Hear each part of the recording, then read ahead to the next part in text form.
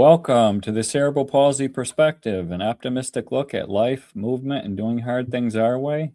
I'm Chad Williams, and I'm here with my co-host, Daryl Perry.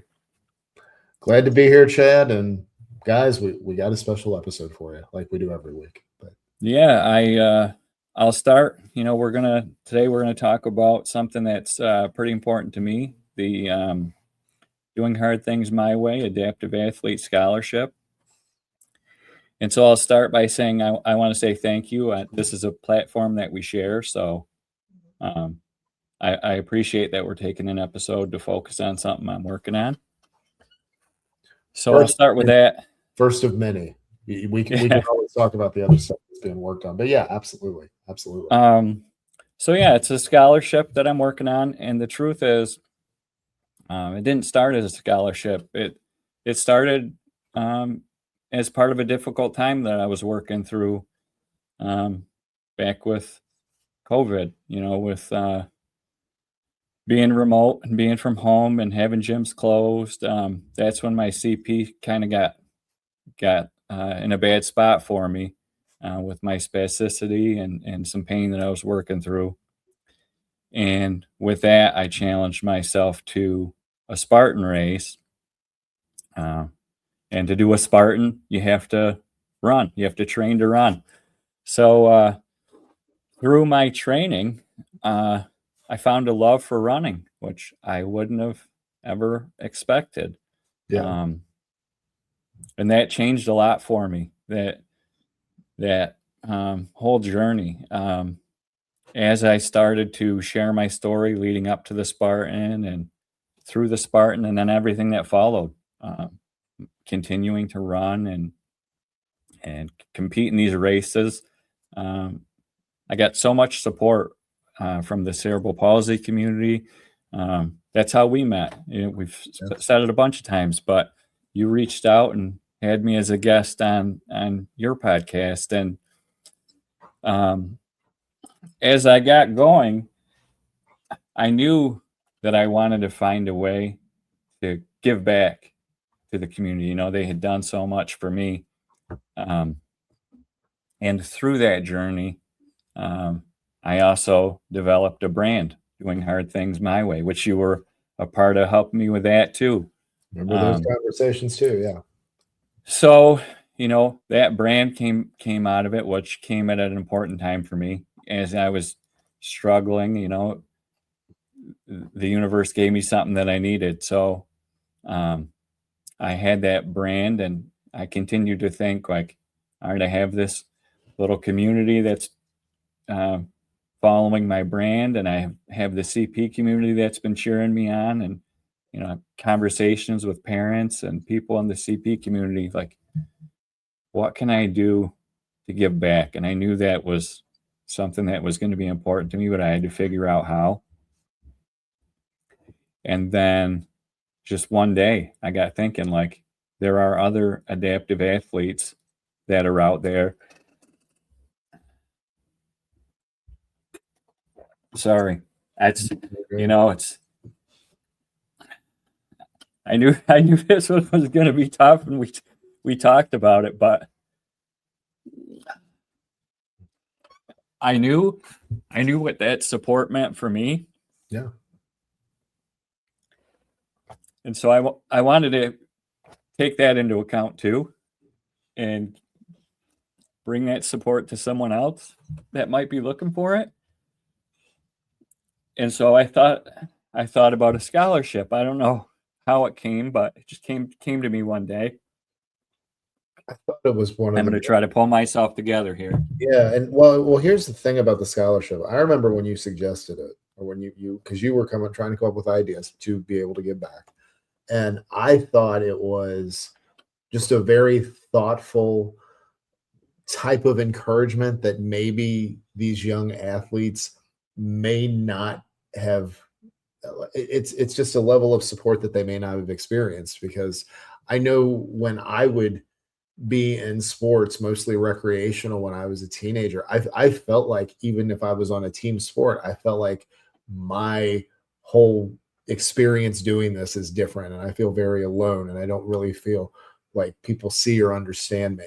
So the fact that you had gone through this, like run the races, and you're like, you know what, this would be really great to to help out another athlete, to give them a boost of confidence. Because I mean, here's the thing: you and I talk about being active with CP. We're in our 40s. These are kids.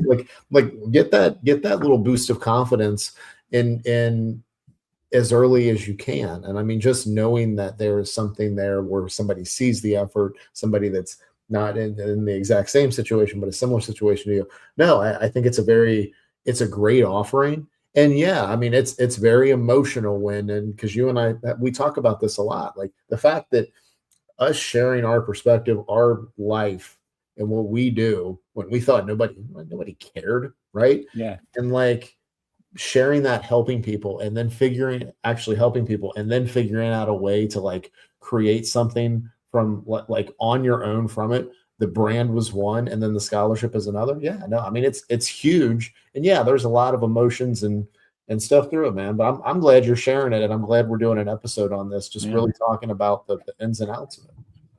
No, thank you. I appreciate it. And you know, the Doing Hard Things My Way brand was kind of built on perseverance and adversity and showing up for yourself in your own way. And so that was sort of the driver behind the scholarship. Like, let me try to put something together where we can find a high school senior that's going off to college that participates in sport in some way, that shows that same, you know, perseverance and adversity, and also, you know, needs to have a little support and you know, see that people are behind him or her. And so I threw the idea out there to bold.org, which is a national scholarship platform. I wrote up a proposal and I threw it out there, and the idea was that it was going to be a $500 scholarship. And so I had to think about funding it, and I was prepared to fund it myself if needed.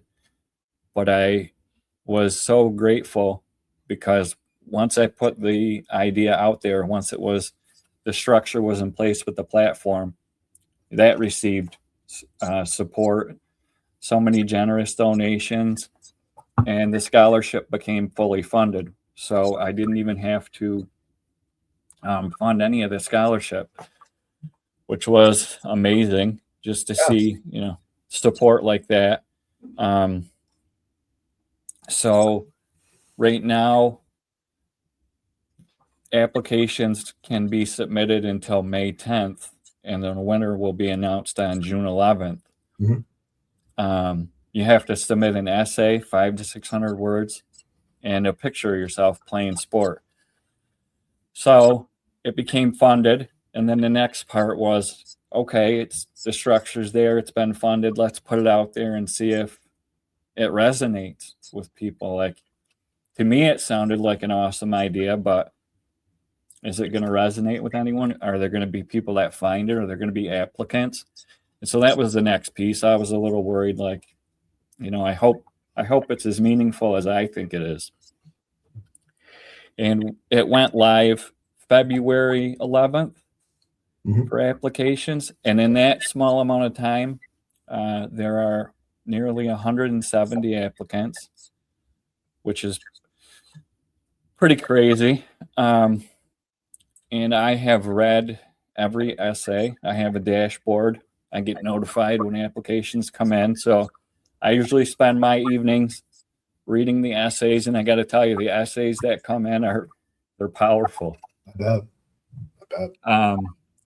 So I'm grateful that it's resonating like it is, but I wanted to use this opportunity to get the message out there even a little bit more. Like, yeah, well, and it's something like, I mean, again, like this entire one, before we, because as we're getting ready to wrap up here, I just want to, before either of us forget, I want to let you guys know, if you want to apply for the scholarship, we do have it linked up in the show notes for this podcast, so you still can apply. But yeah, I mean, you mentioned that part of like, I didn't know if anybody is going to sign up. So like this whole thing, and I was I wanted to mention this at the end because when you were, had I said this while you were talking, you would have lost it. We weren't even going to do that.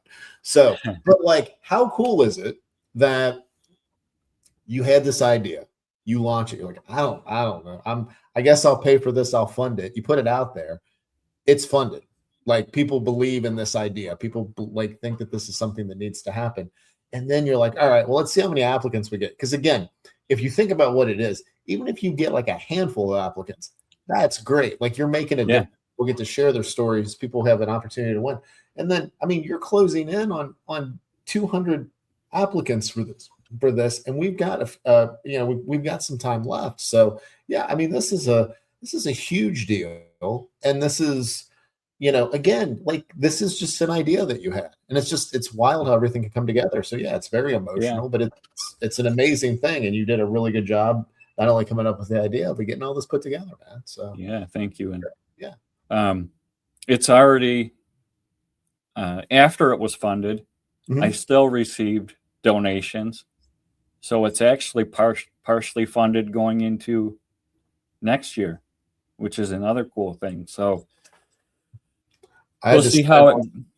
I had to slam on the brakes when we were talking, because I'm like, you've got, in my head, I'm thinking you've got close to 200 now. What do you? And this is the first year, and you didn't know what you were doing. What do you think about next year? But I didn't want to put you on the spot, so I'm glad you put yourself. Well, no, I think there's a lot of possibility, because I thought about it sort of like it just kind of came to me, and now there's so much time before it has to launch next year. The guideline is it has to launch by February 10th to give applicants enough time, because the winner has to be picked. The deadline is May. So they're strict on that guideline.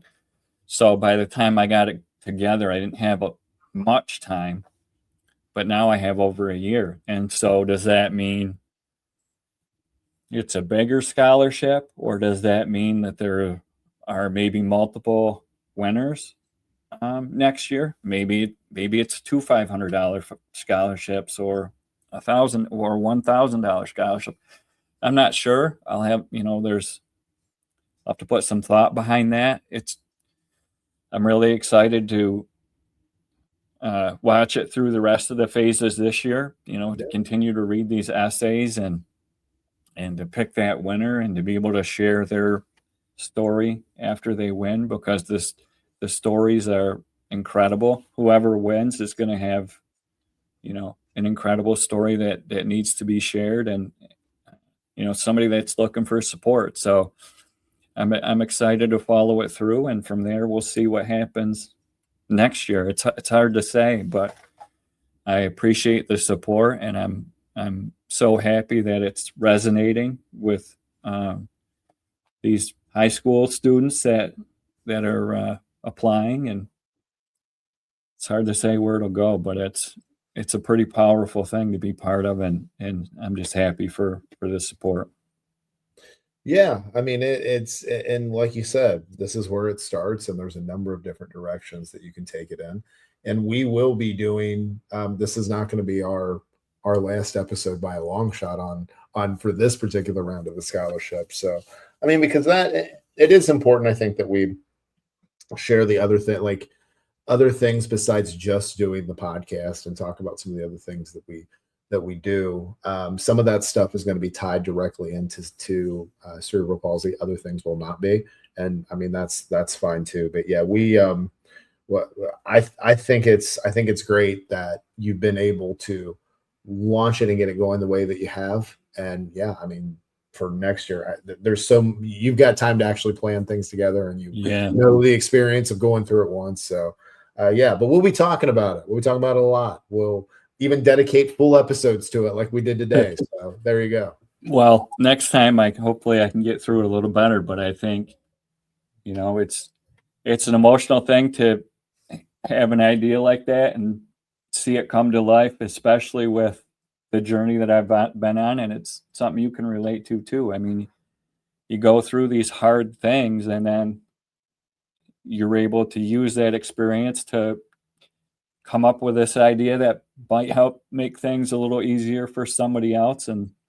there's a good feeling behind that. So it's an emotional thing, especially looking back to where I was 4 or 5 years ago Yeah. to where I am now. There's a lot of emotion behind that. So it took me a minute trying to tell that story, but that just, that just shows you what it means. And and a couple of things on, like, never apologize for getting emotional or sharing something that means a lot to you. And we're talking on a podcast right now, and podcast is something that a lot of people have gone to, and it's like everybody tries to position themselves as an expert, or they've got an angle, this, that, and the other. I think the fact that you share and open up in a very like you're authentic and in a genuine way, not in a social media or a content type of way. And I think anytime that comes through, I'm the same way. It's just as this is not my episode to get choked up. What one of those? But I mean, and I remember back to the first conversation that you and I had.